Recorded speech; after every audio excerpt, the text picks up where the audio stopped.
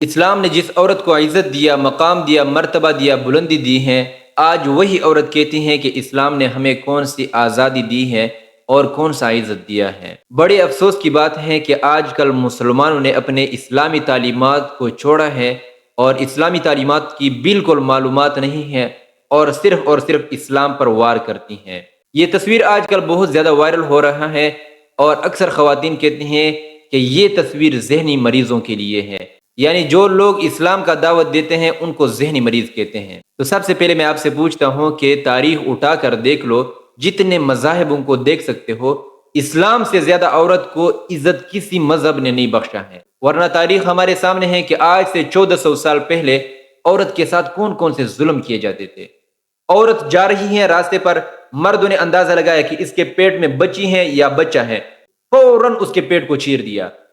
کتنا ظلم ہے، کیسے برتاؤ کیا جاتا، کیسے جاہلیت کا زمانہ تھا، عورتوں کو، بچیوں کو زندہ دفن کرتے تھے۔ لیکن نبی علیہ السلام نے اس جہالت کو مٹایا، عورت کو عزت دیا، مقام دیا، بلندی دی ہے۔ آج وہی خواتین کہتی ہیں کہ اسلام نے ہمیں کون سا عزت دیا ہے، کون سی آزادی دی ہے۔ آزادی سے مطلب مغرب کی آزادی چاہتے ہیں۔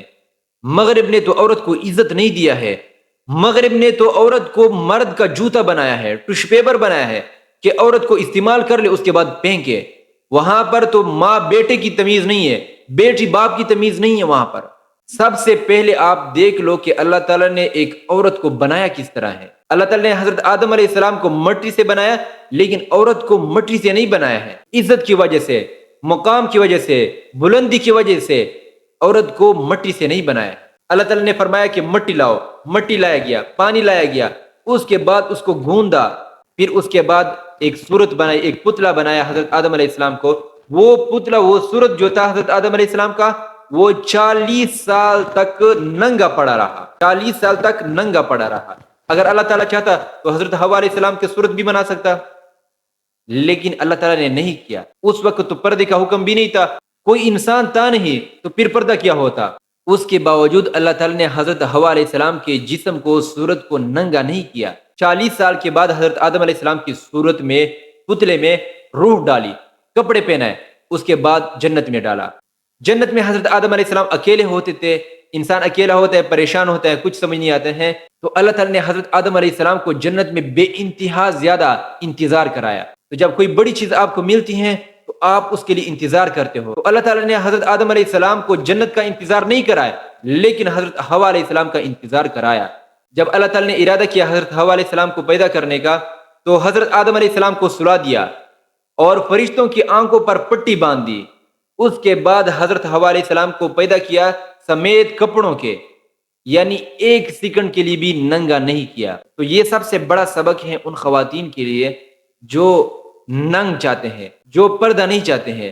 اللہ تعالیٰ نے عورت کو بنایا ہے مکمل پردہ۔ نبی علیہ السلام نے فرمایا کہ المرأۃ عورۃ، عورت مکمل طور پر پردہ ہے سوائے اس کے آنکھوں کی۔ تو جو خواتین اور جو عورتیں اس سے سبق حاصل نہیں کرتے ہیں کہ اللہ تعالیٰ نے عورت کو بنایا کس طرح ہے، کس طرح پردے میں بنایا، وہ تو آزادی کے نعرے لگائیں گے کہ ہمیں ننگ چاہیے، مغرب کی طرز پر زندگی چاہیے۔ اسلام نے جتنا عورت کو عزت بخشا ہے، خدا کی قسم کسی مذہب نے اتنا عزت عورت کو نہیں بخشا ہے۔ نبی علیہ السلام کا فرمان ہے کہ جو شخص چاہے کہ جنت میں اس کا گھر میرے گھر کے قریب ہو، تو اس شخص کو چاہیے کہ 2 کام کریں۔ ایک، اپنے اخلاق کو درست کریں، اخلاق کو اچھے کریں۔ دوسرا یہ ہے کہ اپنی بیوی کے ساتھ اچھا برتاؤ کریں۔